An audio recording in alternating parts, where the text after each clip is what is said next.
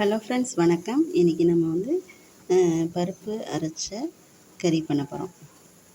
உசிலி அப்படின்னு சொல்லுவாங்க இல்லையா, பருப்பு உசிலின்னு சொல்லுவாங்க இல்லையா, அது செய்ய போகிறோம். இதுக்கு கொத்தவரங்காய், பீன்ஸு, அவரைக்காய் இதில் என்ன பண்ணுவாங்க. நான் வந்து குடமிளகா போட்டிருக்கேன். அதோட கொஞ்சம் வந்து பத்தலைன்ட்டு அவரைக்காயும் போட்டிருக்கேன். என்ன காய் வேணால் எடுத்துக்கலாம், நம்மளோட இஷ்டம்தான். ஓகேவா? இது வதங்கி வெந்துட்டுருக்கு. இது என்ன பருப்பு அப்படின்னா, கடலை பருப்பை 2 மிளகாவோட ஊற வச்சிடணும். அரை மணி நேரம் ஊற வச்சு அரைச்சி வதக்கி வச்சுருக்கேன். வதக்கி வச்சுட்டது இந்த மாதிரி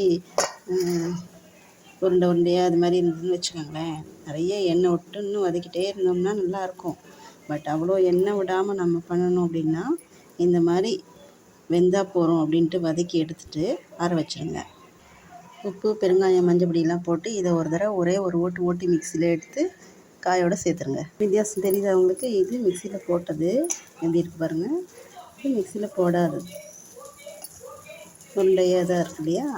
ஒரு தடவை மிக்சியில் போட்டு எடுத்துகிட்டு காயில் சேர்த்துட்டிங்கன்னா சூப்பராக ஆகிடும் உசிலி. வாங்க பார்க்கலாம். காயில் இந்த பருப்பை போட்டு நல்லா வதக்கி எடுத்துட்டோன்னா பருப்பு உசிலி ரெடி. இந்த மெத்தடில் ரொம்ப எண்ணெய் யூஸ் பண்ணாமல் பண்ணலாம்.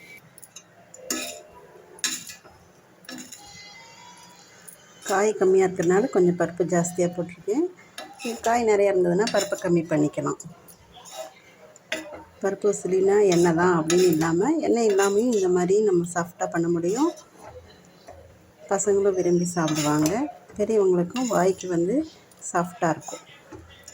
எண்ணெயும் கம்மியாக இருக்கும். டயட் கான்ஷியஸாக இருக்கிறவங்க இது மாதிரி ஃபாலோ பண்ணலாம். பருப்பு அரைக்கும் போதே கருவேப்பிலையெல்லாம் சேர்த்து அரைச்சிட்டேன். நீங்கள் வேணும்னா மேலே போட்டுக்கலாம். இந்த மாதிரி செய்து கொடுத்தீங்கன்னு சொன்னால் விரும்பி எல்லோரும் சாப்பிடுவாங்க. நீங்களும் வீட்டில் ட்ரை பண்ணுங்கள். நல்லா இருந்ததுன்னா ஷேர் பண்ணி சப்ஸ்கிரைப் பண்ணுங்கள். தேங்க்யூ. அவரைக்காய், குடமிளகா போட்ட பருப்பு உசிலி ரெடி.